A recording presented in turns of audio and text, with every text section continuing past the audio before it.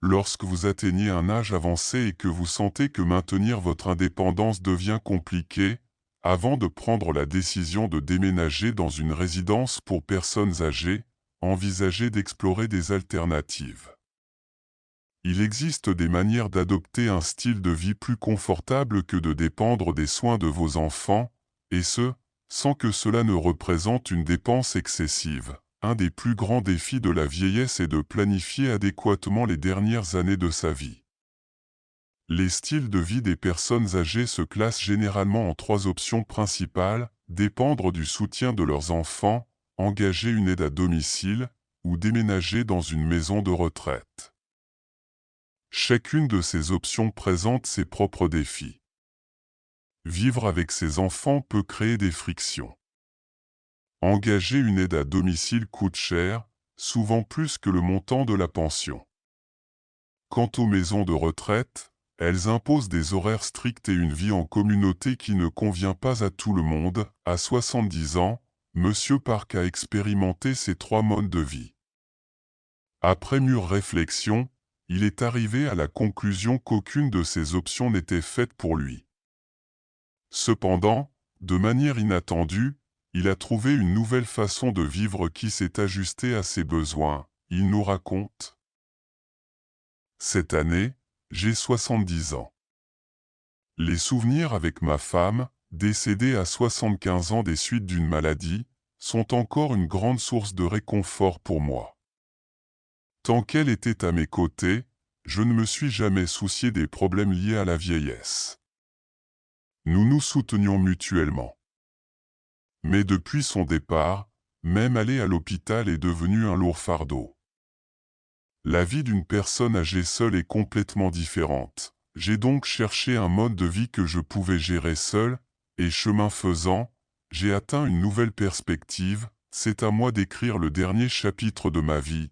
J'ai un fils et une fille, mais je comprends à quel point ils sont occupés.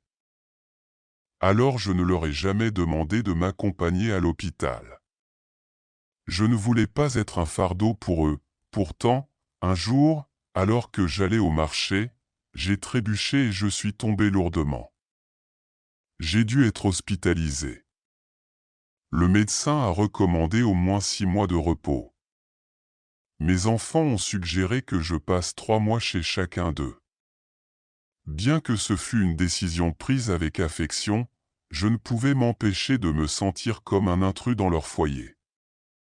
J'ai toujours cru que la maison des parents devait aussi être celle des enfants, mais avec le temps, j'ai compris que la maison des enfants ne peut jamais être entièrement celle des parents. Au repas, je finissais souvent par manger seul. Mes enfants me recommandaient d'emporter mon repas dans ma chambre. C'est là que j'ai compris que ma présence les mettait mal à l'aise. Je sentais que je les dérangeais, qu'ils me voyaient comme une charge. Dès que ma santé s'est un peu améliorée, je suis retourné chez moi. C'est là que j'ai profondément compris le vrai sens de la phrase « on n'est jamais aussi bien que chez soi » au point. Cependant, les séquelles de ma blessure à la jambe étaient importantes. Marcher sur de longues distances, même pour faire les courses au marché voisin, est devenu une véritable épreuve. Je rentrais avec une douleur si intense qu'elle me provoquait des sueurs froides. Finalement, j'ai engagé une aide à domicile, que je devais payer une somme qui dépassait ma pension. Si je n'avais pas eu le soutien financier de mes enfants, je n'aurais pas pu me le permettre. Ma vie est devenue plus compliquée. Et les jours plus pesants. De plus, ma philosophie de frugalité faisait que les aides à domicile ne restaient jamais longtemps. Elle se plaignait que mes repas simples ressemblaient à de la nourriture pour lapin. Il devenait de plus en plus difficile de trouver quelqu'un. Finalement, j'ai demandé à mon fils de m'aider à entrer dans une maison de retraite. C'était un endroit modeste, le seul que je pouvais me payer avec ma pension. Je n'avais plus à couvrir le coût des aides à domicile, ce qui m'a apporté un répit financier. J'ai décidé d'y passer le reste de mes jours, dans l'espoir d'alléger le fardeau de mes enfants. Cependant, la vie très structurée de l'établissement ne correspondait pas à mon esprit indépendant. La routine rigoureuse du lieu me semblait oppressive, et en seulement un mois, j'ai pris la décision de partir. Quand je suis rentré chez moi, j'ai commencé à vivre par mes propres moyens.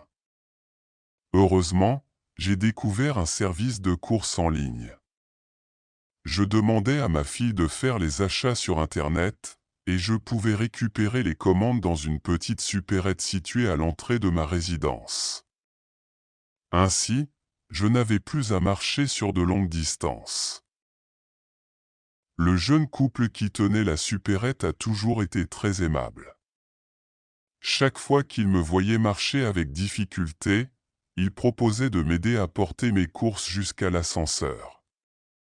Avec le temps, nous avons noué une amitié. Même si ma vie s'était améliorée, je ne pouvais m'empêcher de m'inquiéter pour l'avenir.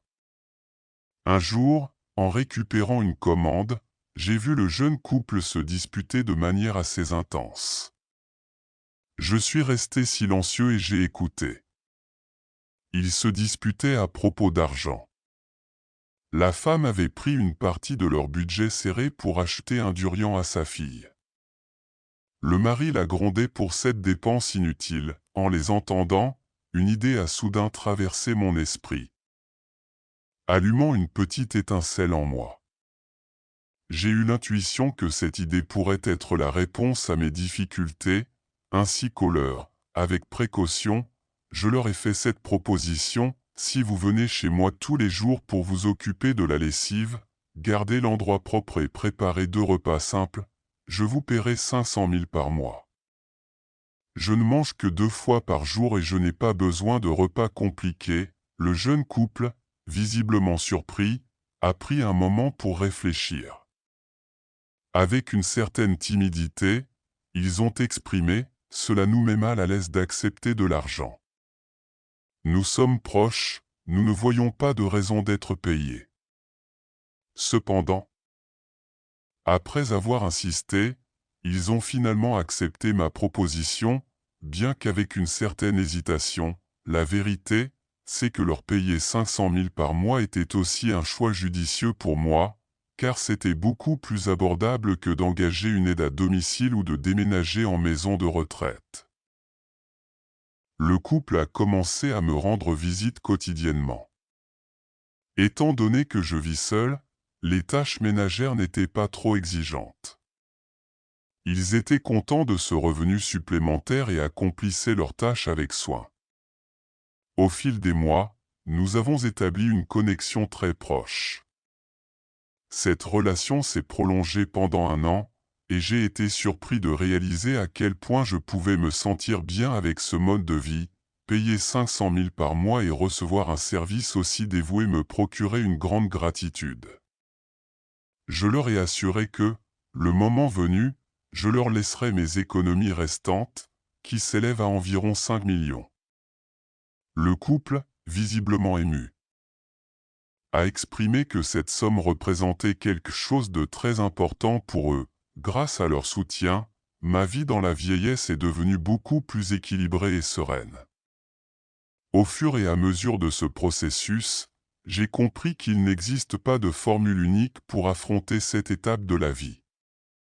Le plus judicieux est d'identifier une option qui correspond à nos propres circonstances. De plus, si nous sentons que notre réalité ne nous satisfait pas, il est fondamental de réunir le courage nécessaire pour explorer d'autres possibilités. On dit souvent que tous les chemins mènent à Rome. Cela s'applique aussi à la vie au 3e âge. Il n'est pas nécessaire de suivre un modèle établi, car tout dépend des circonstances économiques et personnelles de chacun. L'histoire suivante est celle de grand-père Roberto, qui, à 80 ans, a cessé de pouvoir prendre soin de lui-même. Bien qu'il ait traversé des difficultés financières, il a réussi à vivre ses derniers jours avec un but et en paix. Pour beaucoup, la plus grande peur dans la vieillesse est la perte d'autonomie. Dans des circonstances où l'on dépend des soins des autres, Perdre le sens et l'importance de sa propre vie peut être plus douloureux que la souffrance physique elle-même. En fait, ce n'est pas tant le vieillissement ni la mort qui suscite la plus grande peur. La vraie crainte vient d'une existence limitée, coincée dans un lit, incapable de bouger. Tant que nous avons la capacité de vivre de manière autonome, nous pouvons façonner notre vie à notre manière. Mais lorsque nous perdons cette liberté, la vie peut devenir solitaire. Grand-père Roberto a trouvé un moyen de profiter de ces dernières années de manière réconfortante et pleine de sens, malgré ses ressources limitées. Il a exprimé ce qui suit: « J'ai maintenant plus de 80 ans. Ma femme est morte il y a 3 ans d'une maladie, et depuis, je vis seul. Je n'ai qu'une fille, mais sa vie a été compliquée. Mon gendre n'est pas une personne de confiance, il n'a pas de bons revenus et, en plus, il est violent avec elle. Ma fille est piégée dans une situation où le divorce n'est pas une option. Chaque fois qu'elle mentionne cette possibilité, il répond avec agressivité. Mon petit-fils, bien qu'il soit un jeune homme de plus de 20 ans, a grandi marqué par la peur que lui a inculqué la violence de son père et n'a pas la force d'intervenir. La situation de ma fille est si grave qu'elle ne peut même pas se protéger elle-même, encore moins prendre soin de moi. L'année dernière, j'ai eu un AVC qui a déclenché un long processus de récupération. Finalement, j'ai complètement perdu la sensibilité du côté droit de mon corps. La conviction d'avoir irrémédiablement perdu ma capacité à être indépendant m'a plongé dans un profond désespoir. J'ai pleuré pendant longtemps, me lamentant sur le sort qui m'était réservé.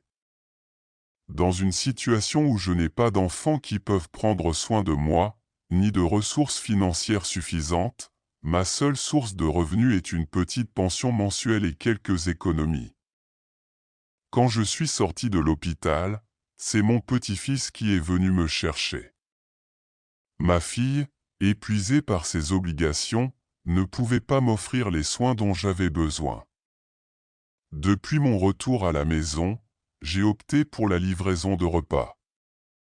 Comme je ne sais pas comment commander sur Internet, mon petit-fils s'en chargeait. Mon petit-fils venait de temps en temps pour m'aider avec mon hygiène personnelle et sortir les poubelles.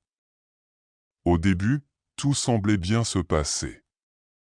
Cependant, avec le temps, il a commencé à montrer des signes d'insatisfaction.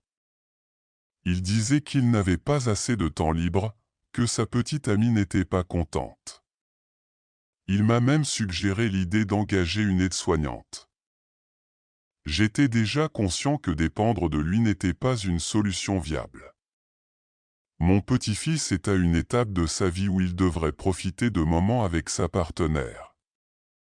Sa frustration n'était pas un simple malaise, elle montrait le fardeau d'une réalité qui lui devenait écrasante. Je ne voulais pas être un fardeau pour lui, alors j'ai passé beaucoup de temps à réfléchir, cherchant une alternative plus appropriée. Ma principale difficulté était qu'avec ma pension limitée et mes maigres économies, je ne trouvais pas de moyen évident de garantir une vieillesse tranquille. Après avoir longuement réfléchi, j'ai finalement trouvé une solution qui s'adaptait parfaitement à mes besoins.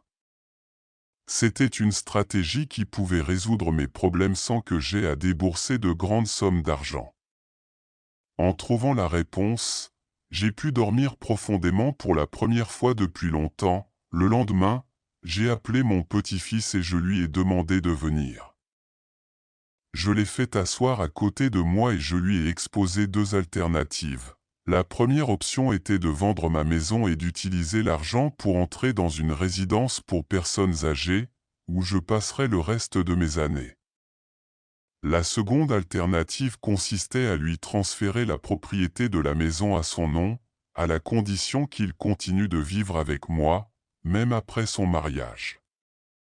De plus, je lui ai proposé d'utiliser mes économies pour réaliser les modifications qu'il souhaitait dans la maison. Cependant, mon intention de vivre avec lui n'était pas qu'il se charge de mes soins personnels. Je savais parfaitement qu'il était irréaliste d'attendre qu'un jeune homme de 20 ans s'occupe d'un vieil homme dépendant. C'est pourquoi j'ai décidé d'engager une aide-soignante à temps partiel pour s'occuper des tâches comme la préparation des repas et la lessive. Ce service ne coûterait que quelques centaines de milliers par mois, une somme que je pouvais gérer. Ma véritable motivation pour vivre avec mon petit-fils était plus simple, avoir quelqu'un avec qui partager les moments du quotidien et, si nécessaire, compter sur son aide occasionnelle. Pour quelqu'un comme moi, qui suis âgé, le plus effrayant est d'être seul à la maison et de faire face à une urgence sans soutien. Mon petit-fils a totalement partagé cet avis.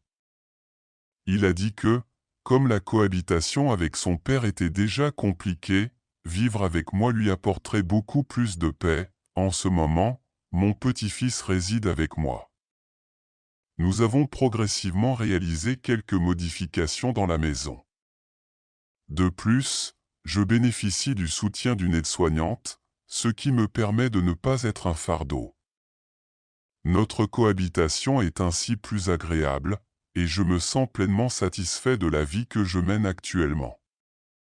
Grâce à ma planification, j'ai réussi à profiter d'une vieillesse tranquille avec des dépenses raisonnables. Je suis convaincu qu'en cherchant des alternatives de manière proactive, même les personnes âgées avec des ressources économiques limitées peuvent trouver un style de vie adapté à leurs circonstances. La nature humaine est pragmatique, et parfois encline à l'égoïsme. Même les liens familiaux peuvent s'affaiblir face à certaines difficultés. C'est pourquoi il est fondamental que les personnes âgées disposent d'un plan alternatif. Peu importe que les enfants remplissent ou non leurs responsabilités, les personnes âgées devraient toujours avoir un fonds d'urgence. Cette ressource, quelle que soit son ampleur, représente une lueur d'espoir dans les situations difficiles. En fin de compte, même les liens familiaux peuvent être soumis à des défis inévitables. Il est évident qu'à certaines occasions, disposer d'un soutien économique devient indispensable. On peut attendre de nos enfants une loyauté absolue, mais si l'on ignore les défis réels qu'ils affrontent, ces attentes pourraient mener à des confrontations. La vie, en essence, est un chemin continu de croissance personnelle, quel que soit l'âge. Cultiver une attitude optimiste et vivre avec tranquillité nous aidera à nous connecter avec notre meilleure version. Ainsi se termine la réflexion d'aujourd'hui. Merci de nous avoir accompagnés. J'espère que cette histoire vous inspirera à mener une vie pleine et saine. Si le contenu vous a semblé utile, n'oubliez pas de vous abonner, d'aimer et de partager. Que la sagesse illumine vos années dorées. Vous êtes-vous déjà demandé comment vos habitudes quotidiennes peuvent influencer de manière significative votre bien-être et votre espérance de vie? Dans cette vidéo, nous allons examiner 4 parties de votre corps qui nécessitent des soins constants pour favoriser une vie plus longue, saine et pleine d'énergie. Ce ne sont pas de simples conseils sans fondement, ils sont basés sur des connaissances validées par le temps, capables de transformer votre approche du soin personnel. En intégrant des habitudes simples mais conscientes, comme prêter attention à vos pieds, vos aisselles, l'intérieur de vos cuisses, votre dos et votre cuir chevelu, vous favoriserez la capacité naturelle de votre corps à résister aux effets du vieillissement. Restez avec nous jusqu'à la fin pour découvrir comment ces actions simples peuvent avoir un impact significatif sur votre bien-être. 1. Le soin des pieds, libérer l'énergie à travers le point Yonkan. Les pieds sont fondamentaux dans nos activités quotidiennes. Cependant, malgré leur importance, nous oublions souvent d'en prendre soin correctement. L'un des points les plus importants des pieds est le point Yonkan, qui se trouve près du centre de la plante du pied. Dans la médecine traditionnelle chinoise, on considère que le point Yonkan est une source essentielle d'énergie vitale, le qi. Stimuler ce point peut contribuer à revitaliser le corps et l'esprit. De plus, les pieds étant les plus éloignés du cœur, ils sont plus sujets à une mauvaise circulation. En adoptant des pratiques simples comme masser le poing yonkan, vous pouvez favoriser une circulation optimale. Cette stimulation aide également au processus naturel de purification du corps, en soutenant les reins dans leur fonction d'élimination des toxines. Inclure le soin des pieds dans votre routine quotidienne est un moyen simple et efficace de stimuler la circulation, d'éliminer les toxines et de favoriser la santé rénale. Un bon soin des pieds peut aussi améliorer la qualité de votre sommeil. Pour intégrer ce soin à votre routine, voici un guide simple. Commencez par tremper vos pieds dans de l'eau tiède pendant quelques minutes. Après le bain de pieds, nettoyez délicatement la plante de vos pieds, en accordant une attention particulière à la zone du poing yonkan. Séchez bien et appliquez une crème hydratante. Avec le pouce, exercez une pression douce et circulaire sur le poing yonkan pendant 1 ou 2 minutes. Répétez ce rituel chaque soir. 2. Renforcement du système immunitaire grâce au poing jikan, le soin des aisselles. Les aisselles, souvent ignorées, jouent un rôle crucial dans notre santé générale. Cette zone abrite un réseau de ganglions lymphatiques, essentiel pour le bon fonctionnement de notre système immunitaire. Le maintien adéquat de la zone des aisselles peut avoir un impact significatif sur la résistance du corps. Un facteur fondamental pour la santé des aisselles réside dans le poing jikan, une zone d'acupression située au centre de l'aisselle, directement connectée au système cardiaque et lymphatique.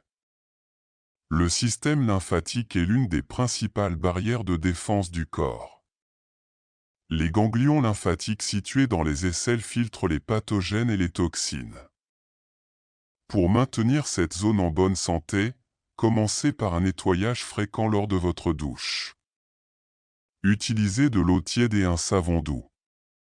Ensuite, vous pouvez ajouter un massage pour activer le poing jikan. Utilisez le bout de vos doigts pour appliquer une légère pression et faire de petits cercles au centre de l'aisselle.